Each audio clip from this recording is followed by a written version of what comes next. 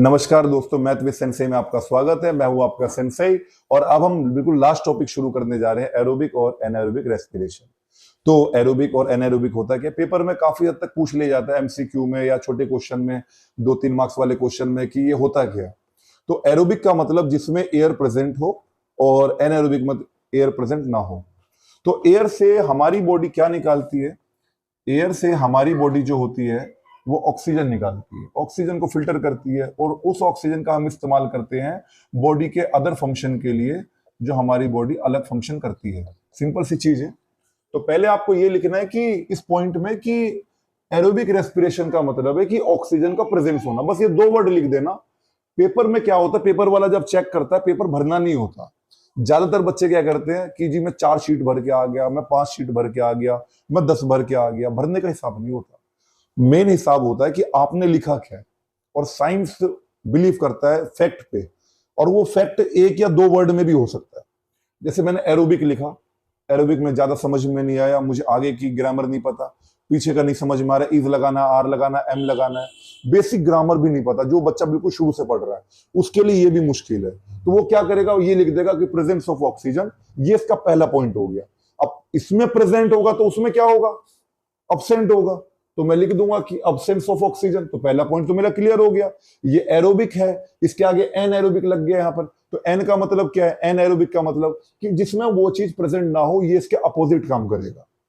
फिर इस ये यूज करता है माइटोकॉन्ड्रिया के अंदर। ये जितनी भी प्रोसेस होती है एरोबिक की, वो माइटोकॉन्ड्रिया के अंदर होती है, क्योंकि जहां ऑक्सीजन होगा वहां एनर्जी देगा। और एनर्जी कहां स्टोर होती है, माइटोकॉन्ड्रिया में। सही है, सिंपल सी बात है। और एनर्जी जहां स्टोर नहीं होती तो सेल के दूसरे पार्ट्स में फैल जाती है, उसे हम कहते हैं साइटोप्लाज्मा। तो जहां पर ऑक्सीजन प्रेजेंट होगा वहां माइटोकॉन्ड्रिया, और जहां अब्सेंट होगा वहां क्या होगा, आपका सिंपल सा साइटोप्लाज्मा। ठीक। फिर हम समझते हैं कि एंड प्रोडक्ट इसमें कार्बन डाइऑक्साइड आपका बनेगा, और क्या बनेगा, आपका H2O बनेगा, पानी। यानी हमारी बॉडी क्या करती है, कार्बन डाइऑक्साइड और H2O का बिल्कुल एंड प्रोडक्ट बनाती है। यानी बच्चे कुछ चीजों का कार्बन डाइऑक्साइड बाहर निकाल देती है, और जो हमारे बॉडी में वाटर काम का नहीं होता उसे भी रिमूव कर देती है। इसमें एंड प्रोडक्ट क्या बनेगा, आपका एल्कोहल बनेगा और लैक्टिक एसिड, जैसा कि मैं आपको पायरुविक वाले उसमें बता चुका हूं। तो सिंपल सा, चाहे उसे याद कर लो चाहे इसे याद कर लो, बात एक ही है।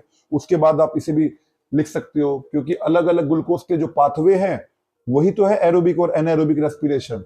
मोर अमाउंट, इसमें एनर्जी ज्यादा होती है। देखिए, इसमें एनर्जी ज्यादा होगी और इसमें एनर्जी कम होगी, आपकी लेस एनर्जी। बस ये जो मैं वर्ड आपके हाईलाइट कर रहा हूं, बस इसे आप याद रख लेना, यही इसका मेन डिफरेंस है 3 से 4 में। अगर 3 मार्क्स में भी आता है तो 1 पॉइंट आप फालतू लेके चलना।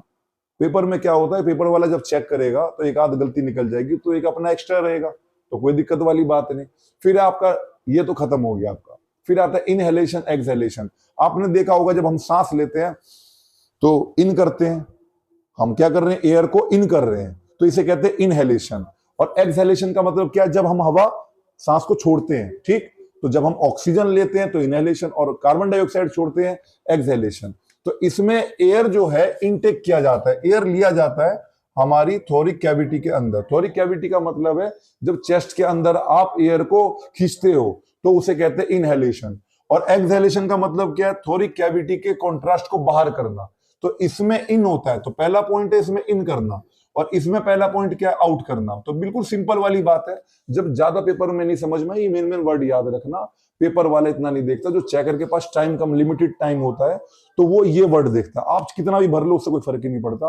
आप पॉइंट बना के ऐसे ही लिखोगे, आपका तुरंत चेक हो जाएगा।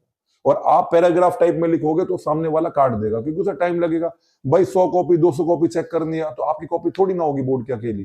तो ऐसा लिख दो एकदम क्लैरिटी के साथ कि सामने वाला एकदम नंबर दे भाई, ऐसे कि हाँ जबरदस्त लिख रखा भाई आपने।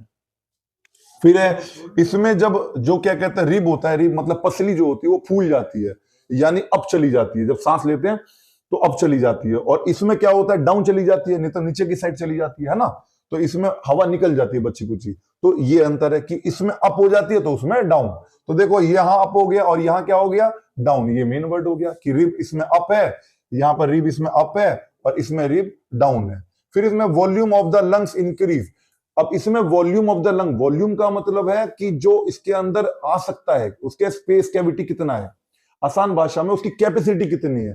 तो इसमें तो जब हम हवा लेंगे, एयर एंटर होगी, तो हमारा जो लंग्स है, लंग्स की कैपेसिटी बढ़ जाएगी। और इसमें क्या होगा कि हमारा जो वॉल्यूम है लंग्स का वो डिक्रीज हो जाएगा, यानी घट जाएगा, सिंपल सा। और एयर जो है बाहर निकल जाएगी। तो यही बच्चों फर्क था, ज्यादा बड़ी डिफरेंस नहीं है, लेकिन लास्ट टॉपिक था तो मुझे लगा इंपॉर्टेंट है, कहीं पेपर में आ जाए। बोर्ड वाला ऐसे ही होता है, कभी कुछ भी बना देता है।